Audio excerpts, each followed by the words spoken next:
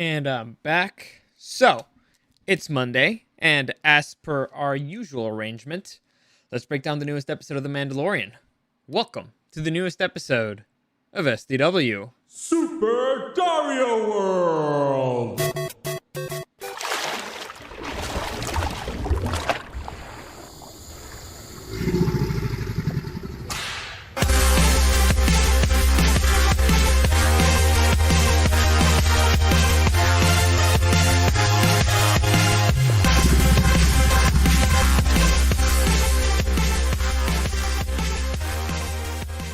Alright, and I'm back. Hope you guys had a good weekend, had a fun one. I kind of had a pain in the ass one. Well, it was fun because I got to hang out with puppies and all that stuff, but I also had to deal with a lot of, let's say, technical stuff.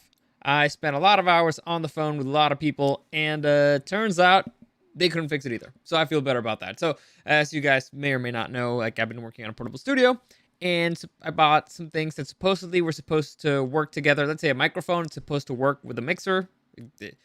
You connect the microphones, whatever, it doesn't matter. Supposedly it was supposed to work, and it wasn't. And I was feeling like a dumbass because this is kind of what I do for a living. And I was like, why is this not working? This makes no sense. And I tried absolutely every single thing that I could to make it work.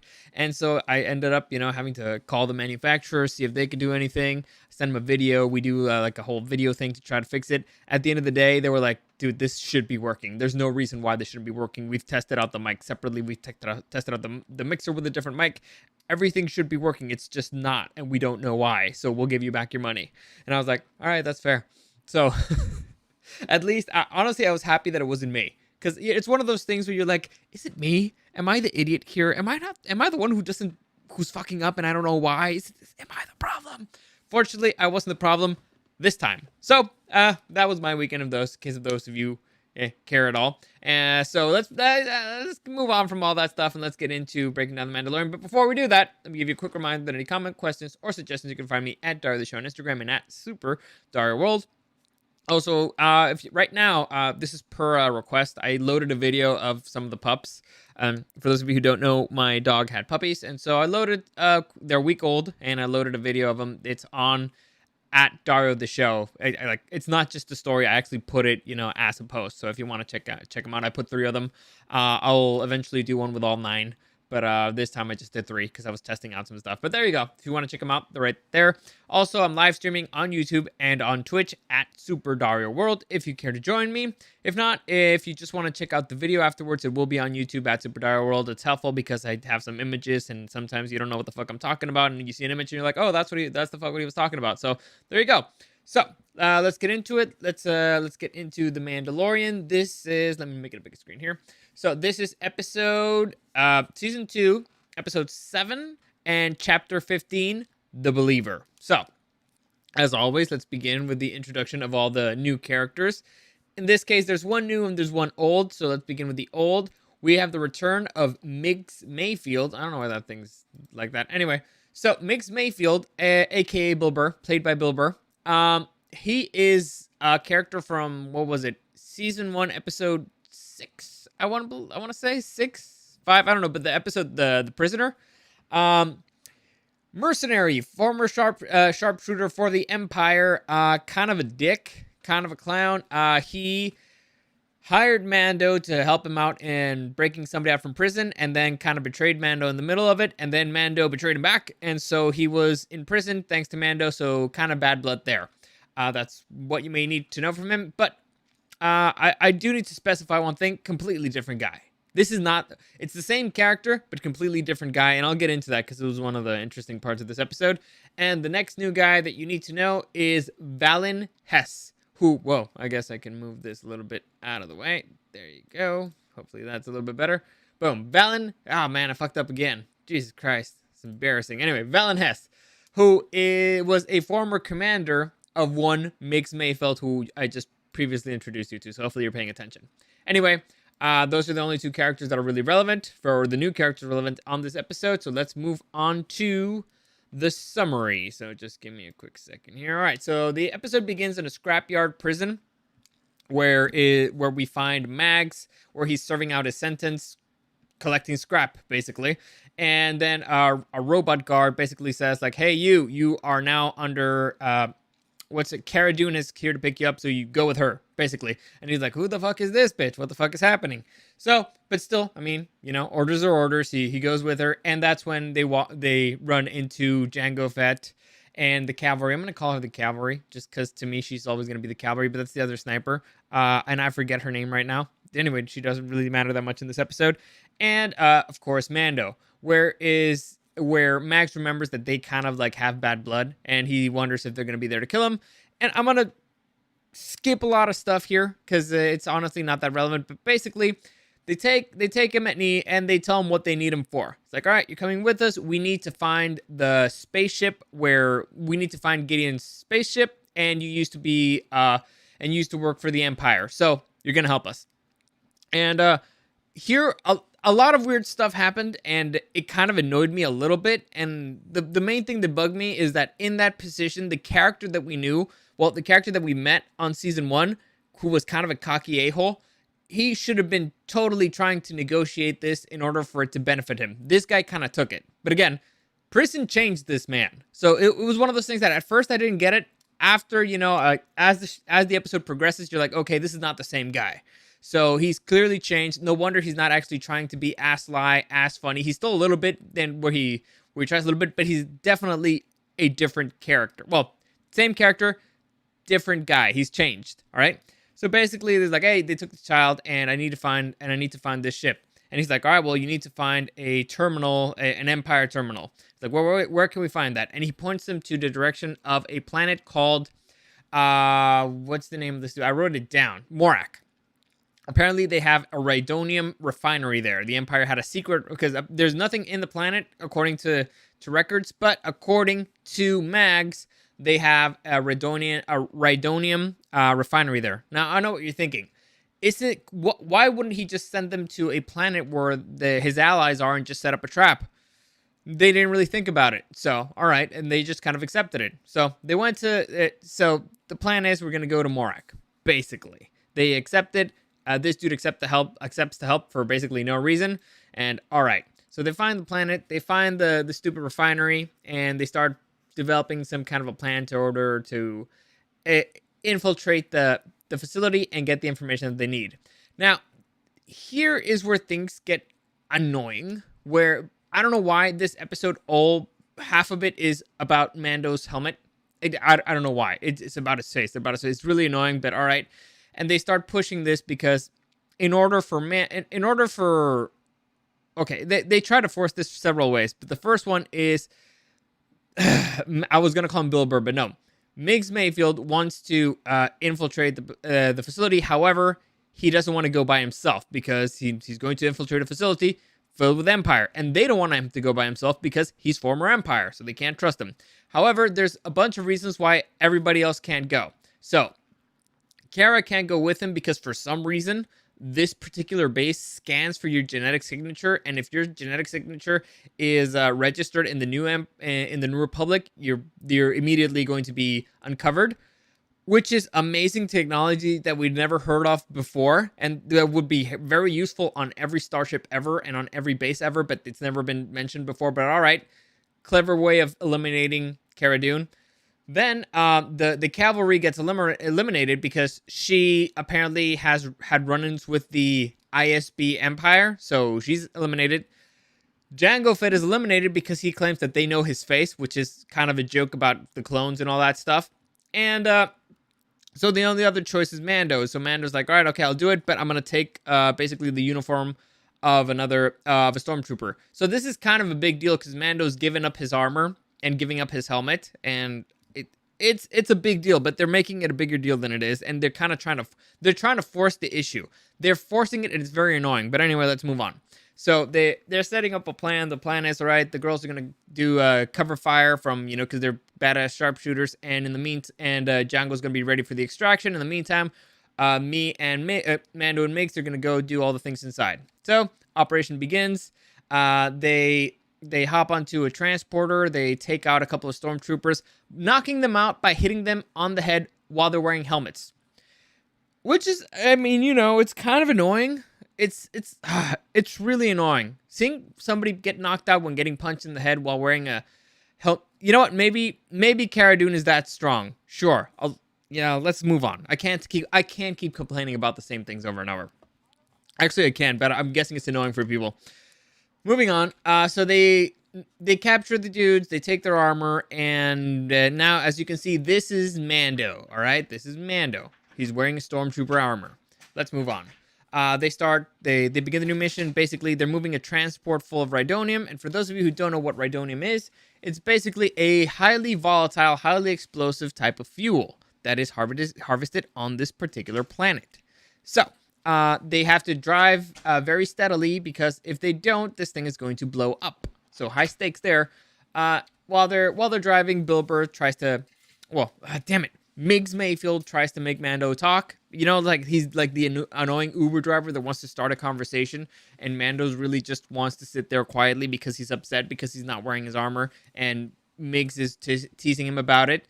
Then they start seeing a whole bunch of destroyed transporters, and they're like, "Oh crap! Those are destroyed because the rhydonium in them blew up, which is not a good thing." Here's where we learn that there's like basically a level that tells you how unstable the rhydonium is, which is actually a great device, honestly, for film wise, because you're like, oh my god, it's kind of like a video gamey thing, but I really enjoyed it. It's like, oh no, it's getting too high. Honestly, it brings the tension up and down. It was fun. And they start traveling around. They see the locals, and there's a bunch of people who are angry that they're there. And so Bill Burr starts going in. Damn it, no. Miggs Mayfield starts going into this whole rant about how the Empire doesn't really care about people, and these people don't care if it's Empire, don't care if it's Republic, they just care that they're getting blasted, blah, blah, blah. And so you start seeing that dude's changed a little. He's starting to be a little bit deeper, and also you're not exactly sure if he's kind of trying to get into Mando's head, or if he's just venting, you know? So, or it could be either or. At this point, it's not exactly clear. Then they get attacked by a whole bunch of pirates that try to, for some reason, they want to blow up the ship, and so Mando starts taking them out, and it's actually a pretty fun fight, except for the fact that it really doesn't make any sense. Like, they're trying to open up the transport to put a grenade in there, and then, you know, to blow it up, except that it's been shown that this thing is unstable by itself, so the only thing you have to do is really just throw grenades at the thing. It'll make it unstable already, and it'll blow up. So it was kind of unnecessary, it was kind of ridiculous, but it was fun to watch, because the pirates keep coming, and it's a fight with spears. Like, it's, like I said, it's kind of ridiculous, but fun to watch. And at the end, when it looks like all is lost for Mando and for our boy Miggs here, all of a sudden the Empire comes to the rescue, which is really weird. It's a moment when even the characters mention, it's like, wow, I can't believe that I'm actually happy to see the Empire. But you are. It's an odd moment, and here it let me think, like, dude, could we actually start seeing a human side to the Empire? Will we actually start seeing, like, the actual humans behind the mask and all that stuff? You know, start seeing them, like, the soldiers as people. And so they're saluting, you know, the transport as it's coming in, because what they did was heroic, or at least badass. And the people, they arrive at this hangar, and the soldiers are there. Some of them are not wearing helmets. They're very happy, and you're like, oh my god, these are actual people. These are dudes who are excited because their friends survived and all that stuff. And then they don't do anything with this. So, all right, like, they just salute a few dudes and they keep walking. Like, that was it. So, wasted opportunity there. Mando and Miggs basically find the terminal that they were supposed to use. Miggs goes over to check it out. In his path to go check this out, he sees one Valen Hess, like I said, his former commander, and he's like, oh shit, I can't go this way because that dude knows me. And so he turns around and he's like, okay, I can't do this. So he goes to Mando. He's like, yeah, I can't do this. We gotta go. And Mando's like, I'll just fucking do it. Just give me the stick and I'll do it. And Miggs is like, no, you see that terminal over there? That terminal, this one specifically, that one needs to scan your face in order to work, which is ridiculous. It's ridiculous. Like, it's not scanning your face to verify who you are. You know, like your phone, like the facial recognition. No, it's just to see that a person's there. Maybe it's to check that you're not a droid, but it's still ridiculous. Honestly, they're trying to force this stupid face thing that's annoying, but all right, whatever. So Mando's like, all right, I'm going to go anyway because I got to go save the child. Anyway, so Mando goes to the terminal. The terminal tries to scan his helmet. Doesn't work, so he has to take it off, and they scan his face, and oh my god, it's Mando's face. We already know what he looks like because we've already seen him, and we know who the actor is. Anyway, that's when he finds the information that he needs for the ship. I'm talking about Gideon's ship. And that's when Valen Hess shows up and starts talking to him. Now the conversation's not going really well, so Migs shows up and tries to save Mando from this particular conversation. And Valen is like, "Hey, you dudes are the drivers who brought the radonium here, right? You're the only ones who survived." Like, yeah. Like, all right, let's go have a beer. And so they go over to the table and have like a very awkward conversation in which Bill, in which this dude kind of starts being like, the people really miss the Empire and blah blah, and the New Republic sucks, and the people, they think they want freedom, but they pray for order, blah blah. And at the meantime, Bill Burr says like, "Hey, you're the dude who kind of killed like all my friends." Like, yeah, I served under you in a battle. And you sacrificed like 10,000 of our troops plus all the people in the city, and you killed a whole bunch of us. Yeah. And the other guy's like, "Yeah, cheers to the Empire." Clearly not reading the room. And so naturally, Bill Burr, it was actually very interesting conversation. And you get to see, first off, a different side from Mayfield. You get to see a lot of character development, and now you kind of understand why he's a little bit different. And you also start seeing like, hey, there were people there. Honestly, these dudes are actual people. They're not just like random NPCs. We saw them there without helmets. We saw them being happy. Like, there's actual human beings there they were worried for their friends. And so he actually, Mayfield says a pretty good line. He says, "We had thousands of troops. They had families. Were all those deaths worth anything?" And so Valen naturally says, "To the Empire, cheers." And so Max kills him. Max just shoots him in a cafeteria filled with other Empire officials. And so then that leads to Mando looking at him like, "Dude, the fuck? we had this, man." And so a stormtrooper kind of just freezes in place. Like, he's like, "Oh, what the fuck? Like, what the fuck did I walk into?" And so naturally, Migs has to kill him, which is so sad. The dude was just standing there. Like, you ever walked into a room and you realize it's a very awkward situation, and you're like, I wish I hadn't walked in here. That was that guy, and he got killed. Just being in the wrong place at the wrong time, man. Well, I'm hoping he lived. I doubt it, but I'm hoping he lived, because I think it was a shot straight to the heart, and Migs supposedly was a sharpshooter. Anyway. So he kills that guy, and they start killing everybody else in the room, and a gunfight and a firefight ensues. And Migs is like, "We did what we had to do, Mando. I didn't see your face. I'm gonna pretend I didn't see your face. Put your helmet back on." And Mando kind of just gets back into the hang of things. And so it's really funny where he just talked about killing troops and their families, and he just killed troops and who, I guess, fuck all their families, right? Anyway, so they start escaping. They try to go out this really large window, and this is one of those things that annoy me. I know it shouldn't, but it does, because they walk out this window, right? And so they start walking out, the outside of the window, and they find some ladders and all that stuff. But you can clearly see that there's other big windows right there, and these would leave them exposed. Like, they're walking out right here in this big hole that they made. But the other ones, there's nothing protecting them, really. Like, they could actually, like, if the stormtroopers were even a little bit useful, they could actually take them out relatively easily from cover. But whatever, doesn't matter. Like I said, I can't keep complaining about the stormtroopers being idiots, because clearly they're idiots. Even though they just rescued them and they showed that they were actually quite efficient. But whatever. What fucking ever. Anyway, so they start running away, and as they're running away, they are being they're being assisted by the girls with sniper rifles, which is actually a pretty decent strategy if you take away the part that I told you they can just shoot them from the inside, but whatever. And the girls also, they got sniper rifles, and they start taking out the anti-air machinery that they have. So they take that out, which allows Jango Fett to fly in with Slave One, and so Mando and Migs run into Slave One, to get out of there.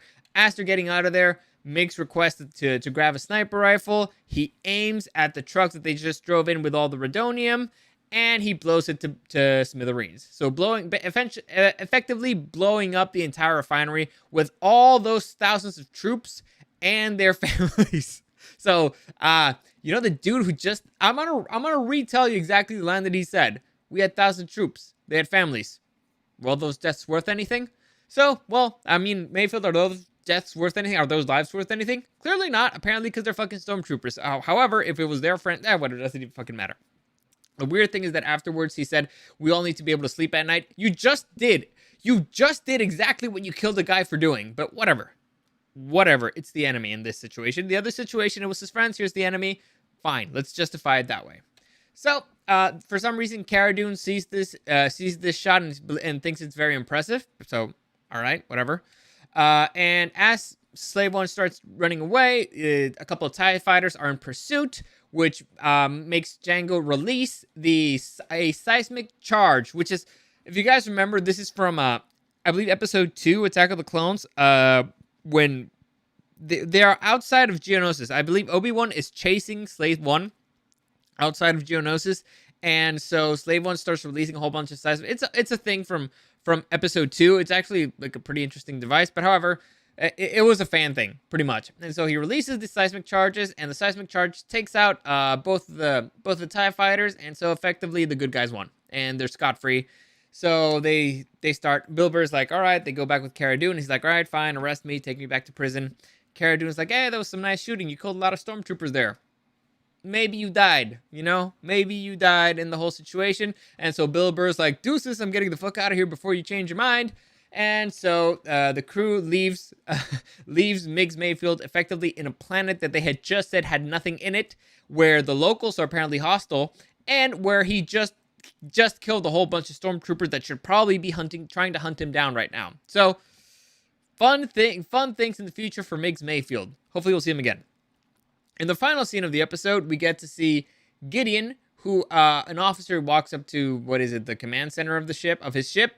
By the way, Gideon is in the ship, and he gets a message from Mando, and Mando basically says verbatim a message that Gideon sent him, but you don't know what I'll do for what he means to me, blah blah. And he's talking about the kid, so he verbatim says the message. So it's always a smart idea to let your enemies know that you're coming. So there you go. That was it. That was the summary. Hopefully you enjoyed that.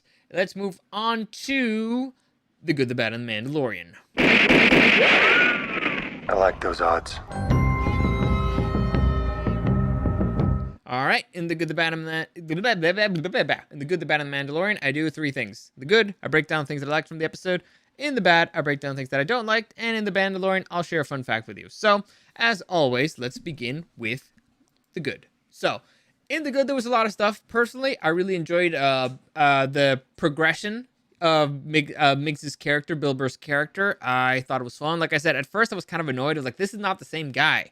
And then I was like, oh, this is not the same guy. Because clearly he's changed, because he's been to prison. Now, if I like making up backstories for characters, so to me, it's like, all right, at first, Season 1, you could see that he was, dude is clearly haunted by some stuff that he saw and he did in the past, right? He shows it in this episode. So, probably Season 1, he was still kind of high and stuff. He was on drugs or alcohol, whatever, and that's why he was kind of wild and loud and annoying. And so after that, he went to prison, and in prison, he kind of sobered up, and he started actually thinking about the consequence of his actions and his demons and all that stuff. And he started, working with his hands, which gives him a little bit of purpose. And now he's reflecting and all that stuff. And supposedly he's changed, a little bit more mature, has changed his vision, a little thing. So it's okay, progression for the character. In the end, he still ended up killing everybody, but all right, fine, fair enough. Nobody's perfect. So I like that. I also like that you kind of have the dream team here working together, and it was actually an efficient job. They had a somewhat reasonable plan. It was still shooting from the hips, which I don't mind, but it was some kind of a plan. It's like, all right, we're gonna take this thing, we're gonna go in there. You're gonna cover us from the outside. We'll handle the things inside. You'll handle the retreat. It was something, man. It was at least something. It's better than we've seen before. So that was good. That was a good thing. Next, I really enjoyed the levels thing here, because it added a bit of tension. Like, ooh, is this thing gonna blow up? Now it's not gonna blow up, but it makes it a little bit more exciting. Like a simple drive where you're being attacked by pirates gets a little bit, the stakes go a little bit higher. Even though they should have just blown you up, but all right, whatever. It doesn't matter. It was fun. Like I said, it was fun. It made it a little bit exciting. I actually felt that. Oh my god, it's up into red. All right, cool. I'm going up. I'm still enjoying the plan, the sharpshooter stuff. That was enjoyable. I liked the Empire actually being efficient. You know, the Empire saving their asses. I did not expect to actually feel excited about. Oh my God, the Empire saved them. It was a good feeling, and like I said, it kind of humanized them a little before they got blown up to smithereens. And like I said, you see them cheer. You see them actually be people. You see stormtroopers actually be people, which is one of those things where that a lot of people have discussed. Like, dude, I mean, when they blew up the Death Star, they just kind of like killed a lot of people that were. I mean, there was janitors in there, probably people. I mean, their families, do they not matter? And all right, fine, let's forgive the first one. But what about the second Death Star? I mean, there was probably a whole bunch of contractors there. Just, you know, like a dude who's an electrician. He's like, I just need money. This is a government contract. I need the money. My union probably got me this gig, and then you killed them. So it was. I thought they were gonna go in that direction a little bit more of just dudes who were working. They're just regular people. But I guess they unfortunately didn't exploit it enough. But it was a little bit. I felt it a little bit, so I'll give it to them. And finally, the seismic charges, which is, you know, like a little. They threw a little bone for the fans, which is fun. Always fun to throw a bone for the fans. Next, let's move on to the bad. And the bad, like I already said, the plan of the pirates made really no sense. They could have blown that thing up so many times in way easier fashion. Like, they actually want to open it up, put a grenade in there, and then run. It's like, dude, just throw the grenades in the tires and it'll make it shake, and or maybe it'll like, or just keep throwing grenades. Like, clearly have enough grenades, so just blow up the driver, blow up the car or whatever. I don't know. But yeah, it was bad strategy there. Them escaping through the window, like I said, very annoying. They could just be shot from here, like right here. Like, these stormtroopers, at least they're taking cover a little bit. They could just keep shooting at their legs through this window. They had no reason to go outside. They had no reason to go outside and get killed. It was stupid. Then the most annoying thing as a whole was the mask thing. And I mean, by far the mask thing. It's, they forced it. Okay, they pushed it way too hard and it was annoying. It was like the writers were like, look, his face, look, this is a big deal, look, dude. That could have come off so much in a so much more natural fashion. It didn't have to be forced this extremely. Like, they were just ramming it down our throats. Like, this machine won't work unless we see your face. I mean, really. Let's just say it was a bit hard to swallow and a bit too much, and it annoyed me. Really annoyed me. And then finally, you know, you see all these stormtroopers, you know, being like normal people, and then they get blown up. So, all right, that was all bad. But it was still whatever, you know, there's stormtroopers. Finally, let's move on to The Mandalorian. So, in The Mandalorian, I'm going to share a fun fact, and this particular fun fact is about Operation Cinder. So what is Operation Cinder, you're asking? And well, this kind of has to do with our old pal Valen Hess. Now, you remember where I was telling you that Bill Burr Migs Mayfield was talking to Valen Hess about the order that he made that killed basically his whole platoon and all of his friends and all that stuff and all that people, and that obliterated a city or whatever. Oh, by the way, I forgot to mention one very important thing. Valen Hess said that the refinery there, the fuel that they just brought into the refinery, was going to be used to create another planet. Like, I believe it was Khan. I believe the planet was Burning Khan, which is where, you know, they destroyed the entire city, blah, blah. They were going to use it to do that tenfold. And so I understand why Bill Burr destroyed the thing. All right. I understand it. It's just, you know, the hypocrisy annoyed me. At least there should have been like a little bit of the dude being kind of torn and then realizing, no, this is important. Like, we need to do this. So a little bit of conflict there would have been better, but whatever. So fine, I can let it go. That's why I didn't rant about it too much. Anyway, so this dude was talking with Migs, and they were talking about the operation where his whole crew got killed. And this operation was called Operation Cinder. Now I'm going to read you a couple of quotes from Palpatine about what it is. So, Palpatine, basically, after he was dead, he made an order that basically, if I'm going down, you're all going down with me. And so he ordered the destruction of some planets and murder of a lot of people. Now, his justification is, and he says this to somebody, if an empire cannot protect its emperor, then that empire must be deemed a failure. It collapses not only because its central figure is gone, but because it must not be allowed to remain. Which is very weird. Honestly, if you think about it, it really doesn't make much sense. It's like, It's like, this is my toy, and if I can't play with it, nobody else can. It was weird, but all right, whatever. It's Palpatine. He was a weird dude. And then he sent a posthumous message to select officers. Posthumous means after he's dead. So he sent a message after his death, and to select a group of Imperial officers. And the message read, "Operation Cinder is to begin at once. Resistance, rebellion, defiance. These are concepts that cannot be allowed to persist. You are but one of many tools by which these ideas shall be burned away." So I know that's a terrible Palpatine, but I got to do something. Anyway, let me read you here straight from the internet what the hell Operation Cinder is. So Operation Cinder was carried out by the Galactic Empire as a means of devastating several Imperial planets by 4ABY. Now, ABY, let me see. I used to know, but 4ABY, no, what does ABY mean? After the Battle of... it's no, it's not Yandu. It's after battle. This is going to annoy me. ABY. I'm going to just look it up. ABY, I mean... After Battle of Yavin. Yes, okay. That was going to annoy me. But yeah, so basically after episode 4. After Battle of Yavin. All right, so...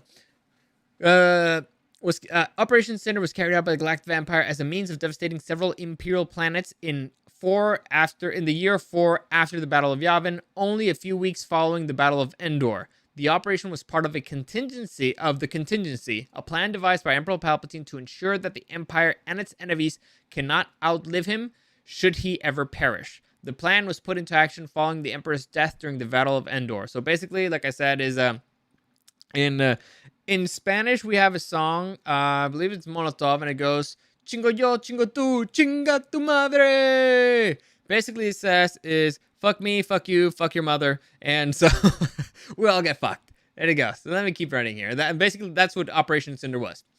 Keep reading. Imperial forces placed satellites in orbit of planets to form a climate disruption array.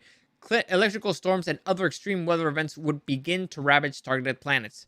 Operation Cinder lasted at least 3 months after an attack on Naboo, the homeworld of the Emperor Palpatine, and a rallying point for many Imperial sympathizers. Other worlds that were targeted included Vardos, Burning Cone, which is where it happened for our boy Migs here, Candovant, Abador, Commentor, blah blah. By the end of the war, 5AB, the secret contingency was clandestinely carried out to rebuild the Empire, blah blah blah. So we already know all that stuff. So there you go. That basically, the destruction of their own things and everything in this path basically was kind of like a kamikaze thing. Okay, let's just fuck all you guys. So that's kind of how the Empire roll. So there you go. That was Operation Cinder. That was the good, the bad, and the Mandalorian. Hopefully you enjoyed that. I don't think I have anything else for today. I think I'm done. So that's it. As always, any comments, questions, or suggestions, you can find me at Dario the Show on Instagram and at Super Dario World. Like I said, streaming on YouTube. And how long did it go? Damn it. Well, half an hour. Not as bad. I'm getting better at this, guys. Even though I forgot a critical part of the story, but whatever. Streaming on YouTube and on Twitch at Super Dario World. If you want to check out this video later, because it's got nice visuals and stuff. It'll be loaded on YouTube probably 2 hours from now. So like, I don't know, midnight. There you go. So like, subscribe, all that stuff really helps out. As always, thank you for listening, and I'll see you again next time.